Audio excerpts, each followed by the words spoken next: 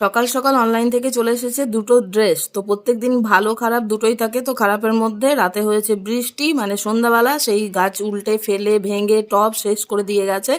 এখন এই ভাবছি দেখে যে টবগুলো আমি কি করে যে বাঁচাবো, কি করে রক্ষা করব। প্রত্যেক দিন প্রায় এরকমই হচ্ছে, গাছ ভেঙে পড়ে থাকছে। এত কষ্ট করে লাগানো গাছ, কি আর করব বলুন, কিচ্ছু করার নেই। রঞ্জনকে বললাম টবগুলো তুলে দাও, কারণ আমার আগের দিনকে তুলতে গিয়ে হাতে লেগেছে। কয়েকটা শাক ছিল বেছে এখান থেকে নেব, তুলে নিলাম।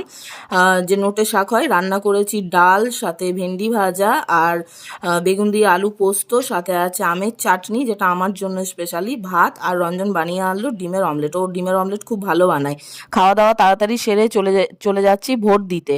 তো এই নখে দেখুন কীরকম রং লেগে গেল, এই রং এখন থাকবে। এসেই বানিয়ে নিয়েছি বেলের শরবত, আর সাথে কেটে নিয়েছি মামার বাড়ির গাছের পাকা পেঁপে।